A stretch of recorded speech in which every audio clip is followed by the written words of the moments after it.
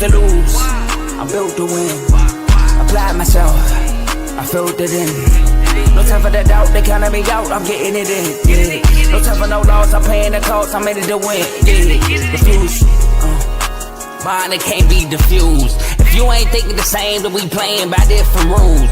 You can't see the vision, we living at different views. Until we complete the mission, keep getting up, never snooze. I walked a mile in my shoes, had the mind of a fool, chasing diamonds and jewels. Trust me, I was confused. Started minding my business and used my mind as a tool. Ended up finding my purpose and found the time to get to it. They told me I couldn't do it, they told me I couldn't make it. They sold it, could never break it. That's sadly mistaken. I need a piece of the pie, I want it so bad I can taste it. They told me like Toby, keep on running toes, they gon' take them. Refuse to lose, built to win.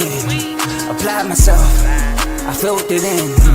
No time for the doubt, they counted me out, I'm getting it in, yeah. No time for no loss, I pay for the cost, I'm winning to win, yeah. Refuse to lose, I'm built to win.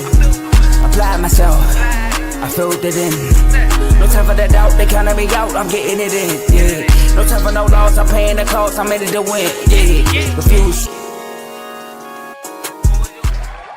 Welcome back to CTC. I'm your gracious host, Carl, and I'm back with another episode. And today, we're going to talk about week 9 that starts in about 50 minutes. We're going to preview. Got 11 games for y'all. Before we preview, I'd like to ask that you like, comment, share, subscribe. It helps the channel. It helps the network. It helps my channel, CTC, by way of the Refuse to Lose network. Now, don't be alarmed. I know my record and stuff ain't showing. I didn't go 0 for 4 in Conference USA, weekday Conference USA. I went 2-2 actually. Now the who you got reel I posted last night, just make the field goal. But that did lose. But my who you got and stuff like that don't count towards the record, or it would have been, a little bit more because I did have some win. This I think is my first who you got loss, but it's nonetheless. Got to shout out the shows on the network because this is a network.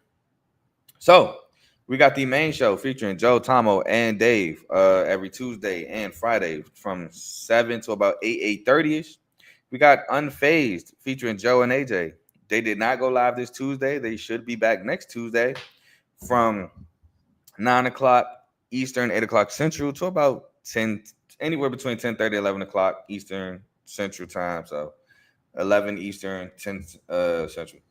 Next, we have BWT. The Blue Jays win Game 1 against the Dodgers in the World Series. Shout out to Teddy.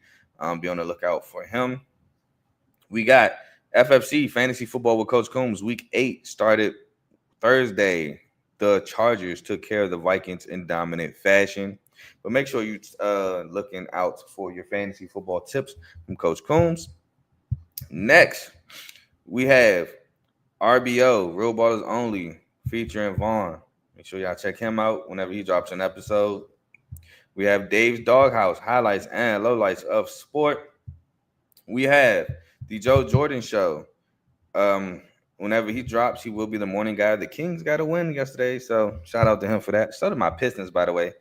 Pistons so backwards. We beat the Rockies on the road, but lose to the Bulls. Whatever, Pistons, I'll take it.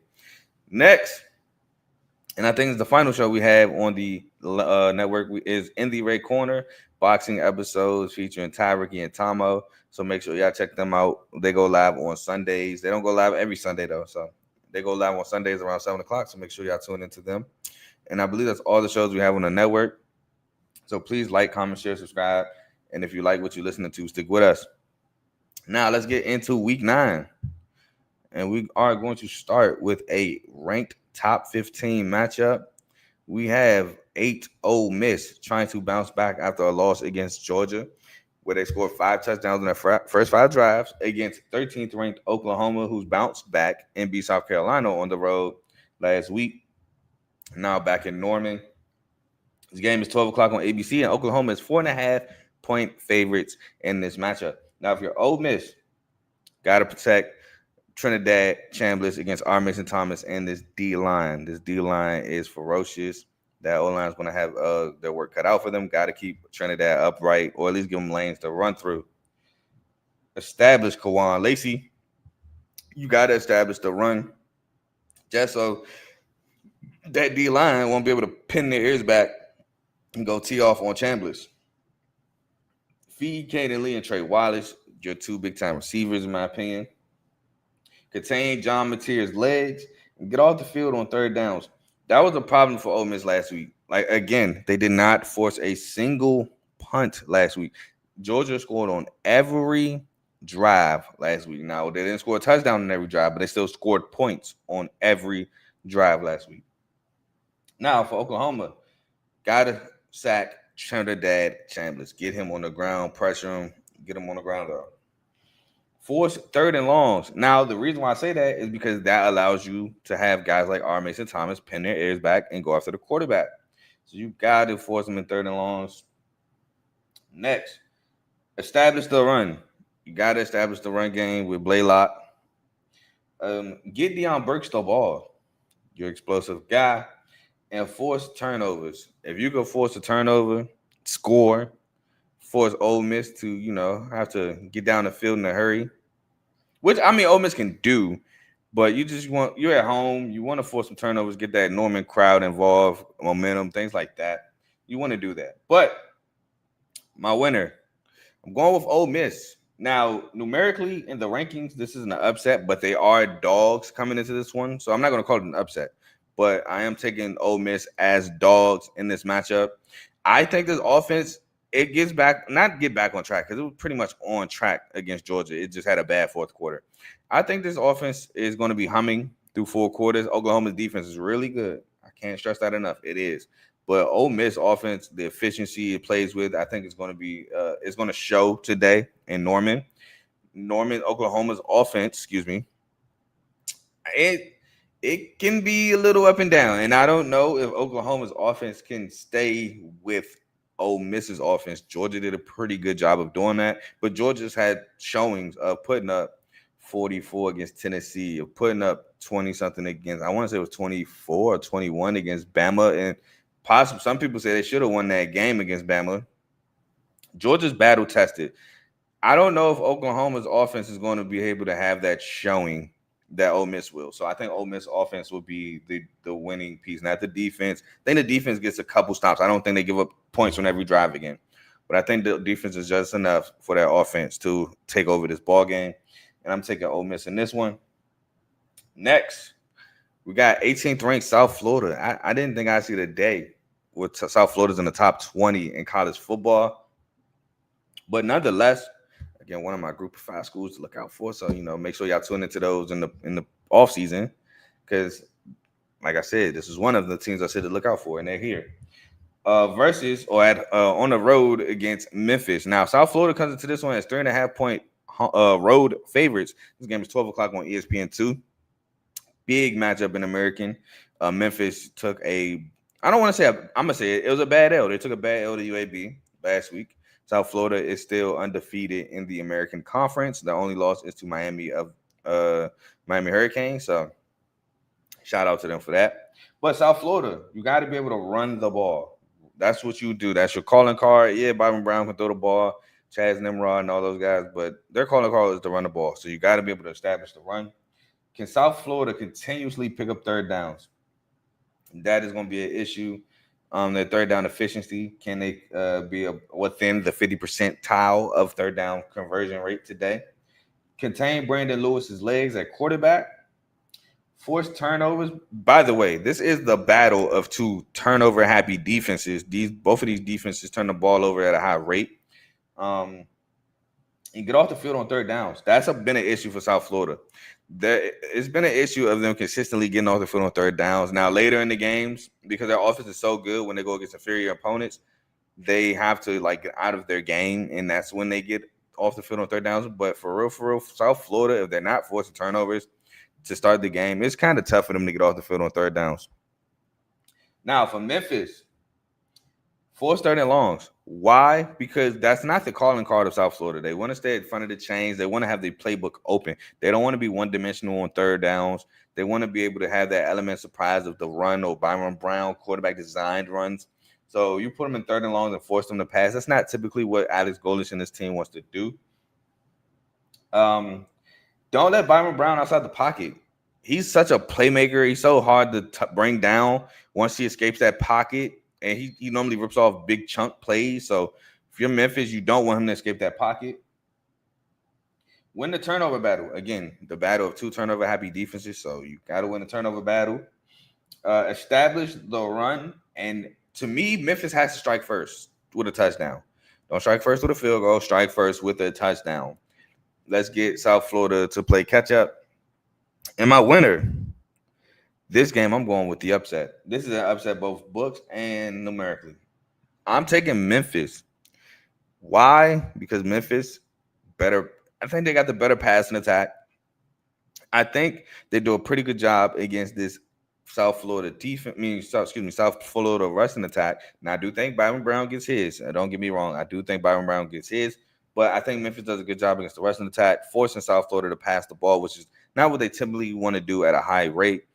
I do think both teams turn the ball over at least once. But I think Memphis escapes the shootout with a win. So give me Memphis as an upset against USF.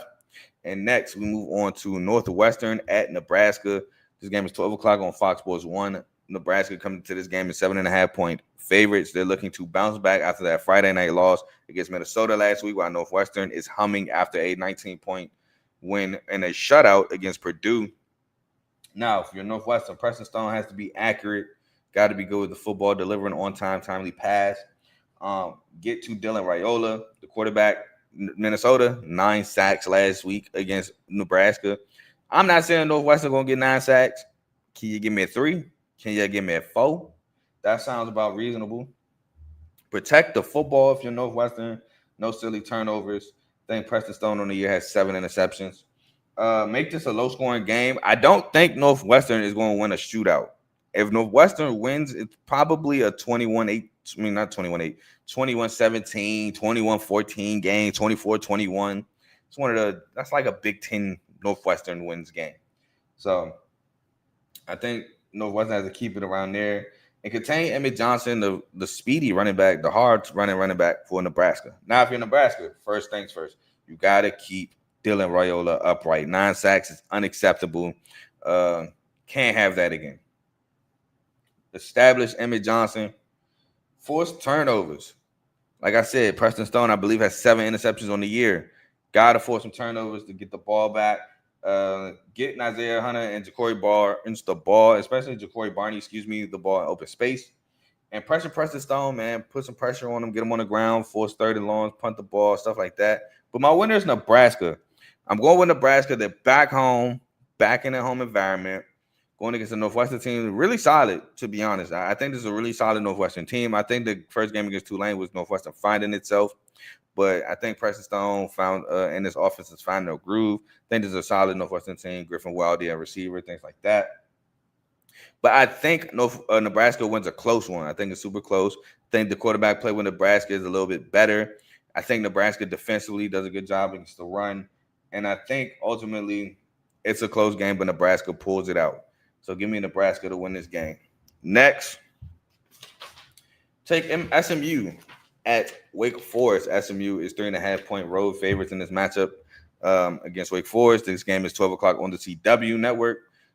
For SMU, first of all, is Kevin Jennings healthy? When I was writing up my notes, Kevin Jennings was probable, I believe, with an ankle. If he is healthy, you got to run him. Even if he's not, I feel like you got to run him a little bit just to show them, like, hey, he still will do this, even if it's a bluff. You don't want to know. You don't want them to know that. Can TJ Harden get going? I saw somewhere that TJ Harden is starting to lose that RB1 spot to Chris Johnson Jr. He got to get going. He definitely got to get going. Give Romello Brunson and Jordan Hudson the ball. Contain Robbie Ashford, who should be back for the Demon Deacons. If not Robbie Ashford, it will be Deshaun Purdy, who also can run. So just either way, they got to contain the quarterback. But it looks like Robbie Ashford is back. Get off the field on third downs, which is something that SMU defense can struggle with, getting off the field. Now, if you're Wake Forest, you got to establish the run with DeMond Claiborne. He is a big piece of this offense. He's probably the best part of this offense, to be honest. How healthy is Robbie Ashford? Is he healthy? Can he throw the ball consistently? It was a thumb injury he had. Will he be okay? Score 7s, not 3s. This SMU offense is highly potent, especially with Kevin Jennings when he gets it going. You would like to score touchdowns and not field goals. And if I remember correctly, I want to say they were scoring field goals against Georgia Tech, which allowed them to come back.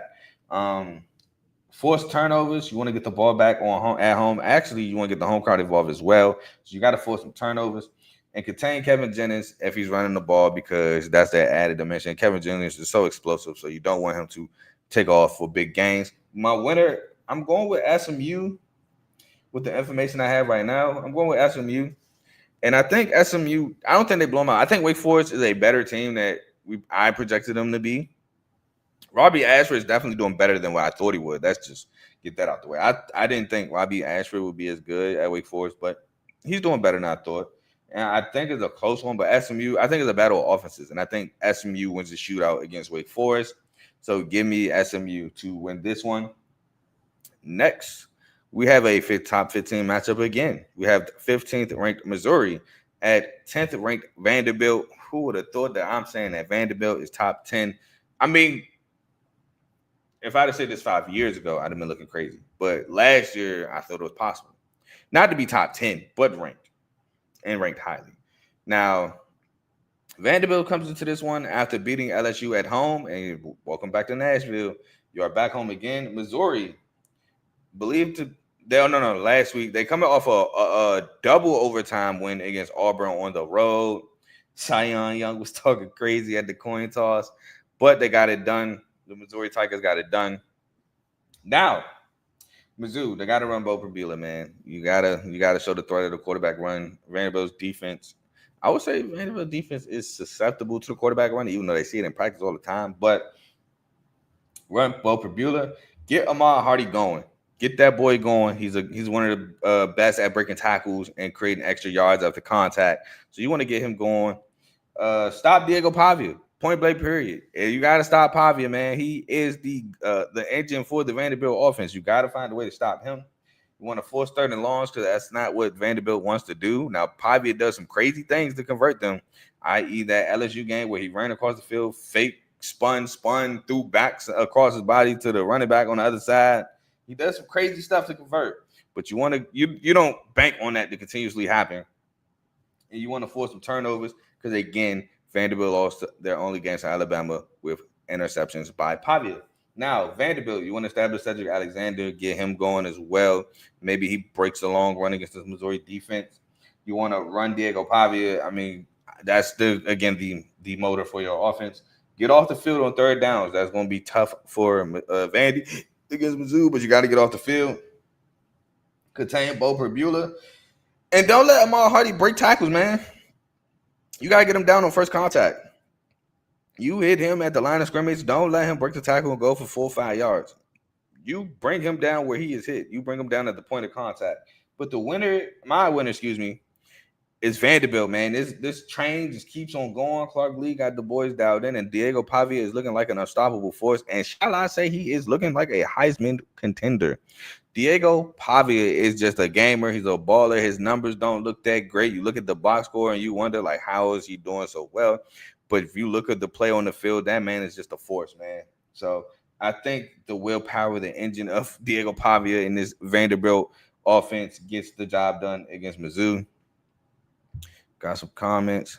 Shout out my boy David Burns, avid listener to the show.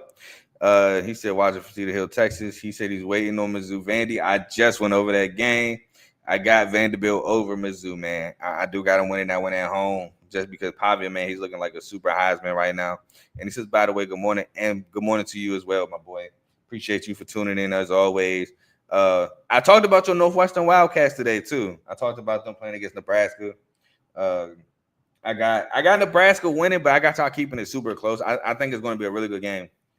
Y'all are a really solid team. I don't think that I said it earlier. I don't think that Tulane game is a microcosm. I mean, is like what y'all are. I think that was just y'all finding yourselves, and Tulane just took smooth advantage of it. But yeah, I think y'all are a really solid football team this year. Thank you again for listening.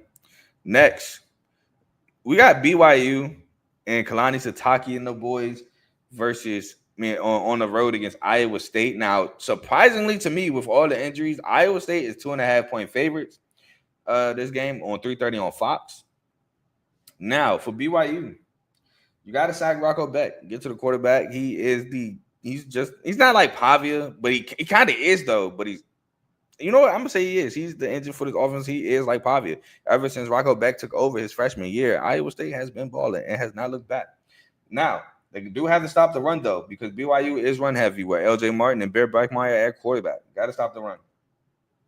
I mean, excuse me, I'm talking about for BYU. My bad, lost track. BYU has to stop the run. Carson Hansen is back. Abu Sama is still there. They got to stop the run. Now BYU has to get Chase Roberts and Parker Kingston the ball. Parker Kingston with so much speed and open space. Chase Roberts, man, just making contested catches, making plays. Win the turnover battle. And Bear Beckmeyer has to continue to be a truck. And what I mean by that is they're going to run a lot of quarterback design runs, and he is not going down on first contact. They say it's a bear on the loose every time he runs because of his name, and that is nothing but the truth. If you've seen his last touchdown, the last touchdown for BYU of the BYU Utah game, that's an example of Bear Beckmeyer and his determinedness. I don't even think that's a word, but how determined he is when he runs the football. There we go. Now, Iowa State, welcome back Carson Hansen. And they're going to need him. They're going to have to establish the run, and he's going to be a big part in it. Run Rocco Beck. Again, they're going to have to establish the run. He's going to be a big part of that. Get Trey Sewell the ball to transfer from ECU. Force third and longs because BYU don't like to play behind the sticks. They like to keep their playbook open. Again, they like to run their quarterback. On third and long, you become one-dimensional. You got to pass the ball, and you got to hang around. You're at home. Find a way to hang around because you don't want BYU to go out there and just blow the game open. But my winner, I'm going with the upset yet again. Now, numerically, again, this is not an upset because BYU is number 11. Well, let me just not say that. I'm going with BYU as a dog in this matchup. Why? Iowa State has so many injuries on that back end on the defense, and I think that's going to be a problem. Now, I get it. BYU is more run heavy, so it might not be too bad, but they can drop back and pass the ball. They have to pass the ball. And I mean, they can pass the ball. Sorry, I was reading the text message. They could pass the ball. So it's not like BYU, if you stop the run, they're done. No, they got the weapons outside to make plays. And I think they can make plays against this depleted secondary. So I will have BYU in this matchup versus Iowa State. You can go back though once the live is over. It's almost over. I got 5 more games, and you can go back and listen to it. Next, we have Illinois. Hold on. More comments coming up. He said Northwestern has been a red hot team. We haven't won in Lincoln since 2017. Yeah, y'all been playing well. Like I said, I don't think the Tulane game is an accurate depiction of y'all. Y'all been playing well. I did not expect the shutout against Purdue. I was really surprised about that one. Shout out to y'all for that. I think y'all only losses were Tulane and Oregon, which I mean Oregon. Ain't nobody looking at that like that's a bad loss. And I don't even think Tulane's a bad loss. Tulane's the team I got winning the American Conference in the preseason. So, and I had them winning that game anyway. So, you only got 2 losses, none of them bad. So, shout out to y'all. So, next, we got Illinois 23rd ranked Illinois at Washington. This game is 3:30 on Big Ten Network. Now, Illinois, they got to pressure Damon Williams, man. He's a quarterback that once you get out of that pocket, he's very dangerous. You got to put some pressure on him, get him on the ground. You got to establish the run. Somebody got to establish the run if you're Illinois. Contain Jonah Coleman. You cannot let Jonah Coleman run wild. That'd be really bad if you're Illinois. Get Hank Beater the ball, your wide receiver, your leading receiver. And you got to force some turnovers. You're on the road, West Coast. Really a 12:30 kickoff their time. So you got to force some turnovers, get your offense in good field position, or, just maybe stop some momentum. Now, if you're Washington, sack Luke Altmyer. You get him on the ground, you pressure him. He's probably going to turn the ball over, things of that nature. You got to get to Luke Altmyer. You want to get Denzel Boston the ball. He's so dangerous. He's so explosive. You want to get Denzel Boston the ball. I think he finds the end zone today. Run Jonah Coleman. Again, he's been phenomenal all year. You want to run with Damon Williams away to add that extra dimension. And they got to stop the run. Illinois, when they can't run the football, is not effective. So if you can stop the run, it most likely will lead to a win against Illinois. And that's why I'm going with Washington to win this game, because I do think Washington will do a great job defending the run, and I do think they will get them off the field on third downs. I think Washington puts up a couple points, especially coming back from that 7-point performance against Michigan.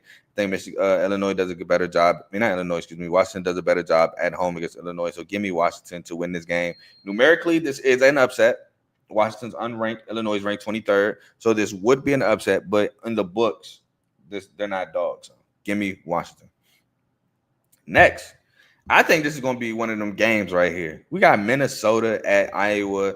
Iowa's favored by 8.5 points. This game is 3:30 on CBS. Now, again, Minnesota's coming off their huge win against ranked Nebraska. Don't know how Minnesota's not ranked, to be honest. You got guys like Michigan being ranked, which is insane. But anyway, I digress. Iowa's coming off of the escaping win against Penn State at home at Kinnick. They're back at Kinnick, 3:30 on CBS. Now, Minnesota, they got to contain Mark Gronowski. Mark Gronowski had a good day on the ground versus Penn State. You don't want that to happen if you're Minnesota. I'm not saying that Minnesota repeats and gets 9 sacks, but they got to do a good job on him. Get Iowa behind the chains. Mark Gronowski is not the greatest passer. He's probably one of the better passes Iowa's had in recent memory, though, but he's not a great passer. Get Iowa. Oh, I said that. Establish Darius Taylor. Man, ran for almost a buck. I want to say he ran for 147 last week. Katron Allen ran for a crazy number last week as well. Can Darius Taylor do that against Iowa?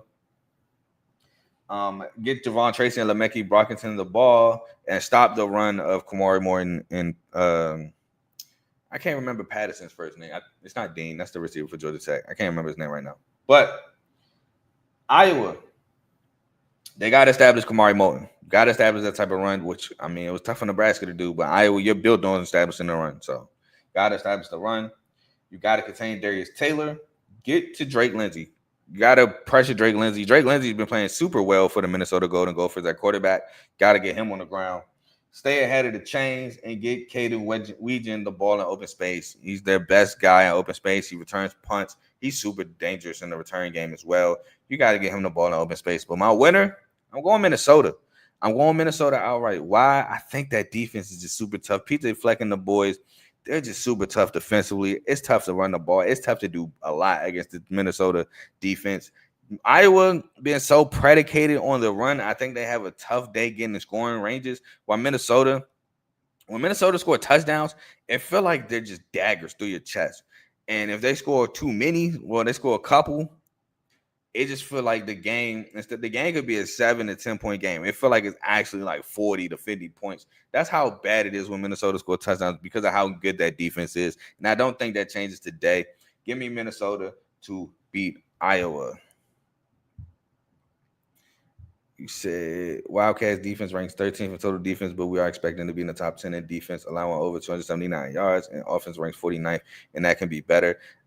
I mean, honestly, at Northwestern, I'll take that. I will take 49th offensively, man.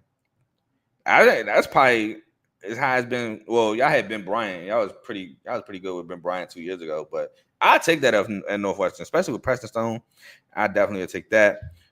He said that Iowa Minnesota game is gonna be really good. Exactly. I can't wait for it. I think it's gonna be a really good game. And he said he goes, okay, cool. We're on the same page. He got the Golden Gophers as well. All right, next. We got, y'all know I like to get a little grimy in these group of 5 schools. We got San Diego State, who I just shouted out last week, at Fresno State, 3:30 on Fox Sports 1. San Diego State is 3.5 point favorites on the road in this matchup.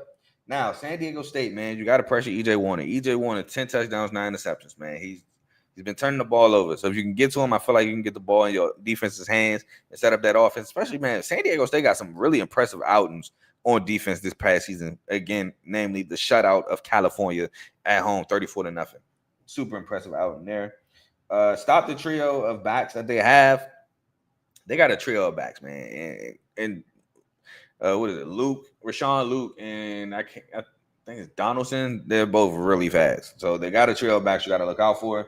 Give Jordan Napier the ball. He's probably one of the best receivers in the not the group of 5, but in the Mountain West. I mean, I know you got some names up there, but Jordan Napier, he has to be up there for one of the best in that conference.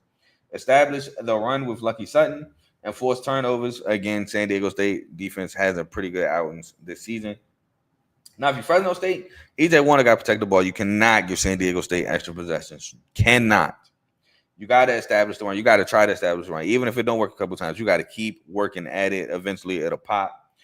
Stop the run if you're Fresno State. You got to make this a low-scoring game. You cannot allow San Diego State to run it up. If they do, that defense gets to sink their teeth in. Ooh, it's going to be a long night. And you want to score touchdowns and not field goals if you're Fresno State. But my winner is San Diego State, man. I think it's going to be pretty handily. I just think this defense is just going to be too much for this Fresno State offense. And Fresno State defense, I think San Diego State defense can have its way with that. So, I mean, offense can have its way with this defense. So, I'm taking San Diego State in this matchup. And they're looking like one of the contenders of the Mountain West Conference, man. I can't even lie. Like, UNLV just took not a bad loss in terms of who they lost to, but the score. They took a bad loss to Boise State. They're going to have to bounce back. They have one loss. I believe San Diego State has one loss, but it's out of conference. I think it's only to Washington State, which is super crazy to me. So right now, it's looking like I believe a Boise State, San Diego State crash course, but who knows? Next, we have Texas A&M, turn the page, ranked third in the country. Shout out Mike Elko against 20th ranked LSU at Death Valley. This game is 7:30 on ABC. Texas A&M is 2.5-point favorites in this matchup. Now, Texas A&M, they have to run Marcel Reed. Why? Because Le'Veon Moss is out, which leads me to my next point, that they have to establish Ruben Owens and Amari Daniels with the fact that Le'Veon Moss is out for the Aggies. Get Mario Craven and Kevin Concepcion on the ball, your two playmakers on the outside. Pressure Garrett Nussmeier. We've seen that this LSU offense has not been the greatest. It's been really shaky. They said them and I can't remember. They're like one of two schools that not put up 25-plus points this season. So this offense has been shaky. And you got to force some turnovers, you Texas A&M, because you are in Death Valley. You want to take that momentum away from that home crowd. Now, LSU, they got to find a way to run the ball. When they don't run the ball, it's scary. They didn't find a way to run the ball against Ole Miss. They lost. They couldn't really run the – well, they actually established the run a little bit against Vandy last week, so I'll take that back. But when they can't run the ball, it gets scary. Contain Marcel Reed. They got to stop the run themselves of Texas A&M. Stopping the run is key. Win the battlefield position, because I do think this becomes a really defensive game. I know Texas A&M gave up 42 points to Arkansas last week. I mean, they're going to have lapses.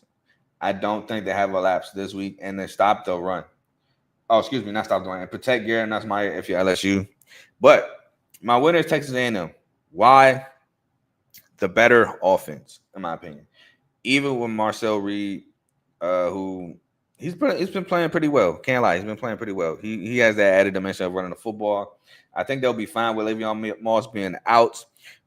Weeks for LSU is looking like he may not go tonight for LSU, which is going to be a big loss for the LSU defense. And that offense with LSU, man, it's just so shaky. I can't trust it against a defense as good as Texas A&M. So I'm going to take Texas A&M in this one as the favorite. We got some comments. I'm going to get to the last game of the day. We have, let's see, Hawkeyes won one of their last 10. And from what I heard, they're a rivalry with it. Yeah, there's definitely a rivalry. Minnesota, Iowa is definitely a rivalry. But Minnesota has a good run game. Facts with Darius Taylor. This will be a hard-fought game to watch.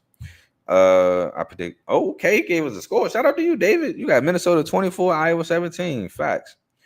Okay, and then Minnesota is only 0-2 on the road. Yeah, but I gotta look at who they lost to because I can't remember off the top of my head. But did they play Ohio State this year?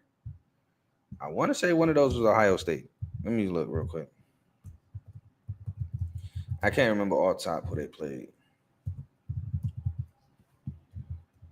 Let's see. We got the schedule. I'm putting up the schedule right now for you. I still think they won at Kinnick, by the way. But who they played on the road doesn't matter. They lost to Cal on the road and Ohio State. And I remember that Cal game. I think they just ran out of juice. That Cal game, it was a 10:30 kickoff. It was night game. 10:30 there's like 1:30 in the morning here. Well, Minnesota might be Central, so I think that's even like 9:30. I said 9:30. 10:30 kickoff is probably 12:30. I think Minnesota Central. I'm not sure. Either way, 12:30, 1:30 past midnight. So That was one of their road losses, and the second one was Ohio State. I mean, Ohio State is Ohio State. And then he says LSU just lost their linebacker before the game. Yeah, they lost with Weeks. He is looking doubtful from last I saw this morning. But we move on to the last game of the night. We have Houston taking on 24th ranked Arizona State Sun Devils. The game is at 8 o'clock on ESPN2. Now, Arizona State, despite losing Jordan Tyson, is 7.5-point favorites in this matchup. Now, if you're Houston, got to establish Dean Connors. Dean Connors and Connor Wickman were super huge in the win against Arizona last week at home. Got to establish them both. Can Amari Thomas win one-on-ones? He scored 2 touchdowns last week for the Houston Cougars. Stephon Johnson is out for the year. So, Amari Thomas, Tanner Koziel, got to make plays for that for Connor Wegman. Sack Sam Levitt, get him on the ground. And you got to get off the field on third downs because that, again, has been an issue for Houston. You allowed 28 points in that game. And I feel like if they didn't take a lot of that time off that game, Arizona, if they'd have had a chance late game, they could have won or tied the game and sent it to overtime. Now, if you're Arizona State, you got to run Sam Levitt. Sam Levitt got to run the ball. He's going to be big with no Jordan Tyson. You definitely got to have that extra dimension of the field. Malik Brown is going to be huge. When Jordan Tyson went down last year, and I'm not saying Cam Scatterbo didn't have an impact before this, but what he did was enlarged when Jordan Tyson went down last year for the Sun Devils. So this year, it's going to have to be Malik Brown. Who will step up in the absence of Jordan Tyson? Now, I do see their tight end, Mateer, stepping up in absence, but who on the outside? Man, I can't tell you. You got to stop the run if you're Arizona State, and you got to watch Tanner Koziel, the tight end, who makes plays on the middle of the field. But my winner is Arizona State. I just don't trust this Houston defense at all. Even without Jordan Tyson, I don't trust this defense.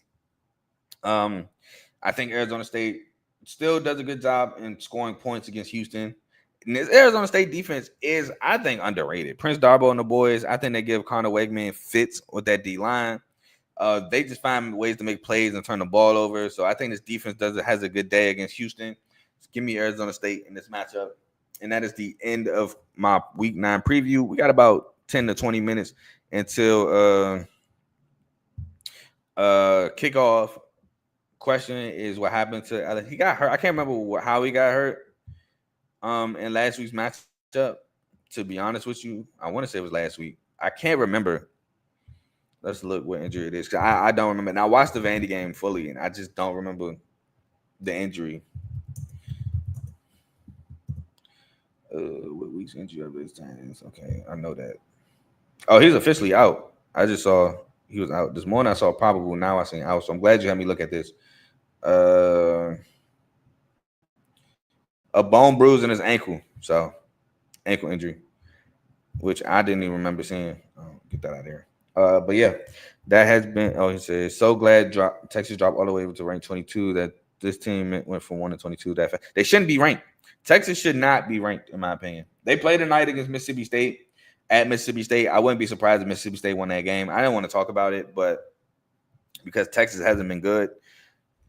But yeah, they shouldn't be ranked. And not hopefully, because my boy Joe is a Texas fan. Shout out to Joe. But if they lose, it would be I told you so. Them in Michigan, in my opinion, should not be ranked. But y'all go enjoy this college football. I'm about to make me some breakfast and enjoy this college football. I should be back tomorrow. I don't think there's a 9:30 game in the NFL tomorrow. So if not, then I should be back tomorrow. If so, then I won't be back tomorrow. So y'all enjoy these games, but I'm gone. Peace.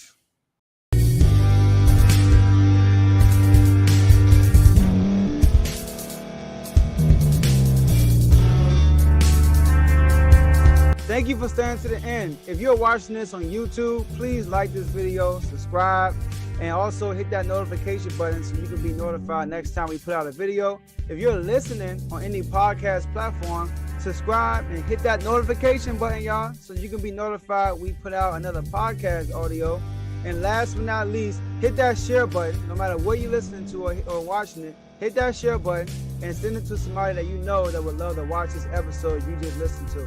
So once again, thank you for staying to the end, and we'll see y'all in the next episode.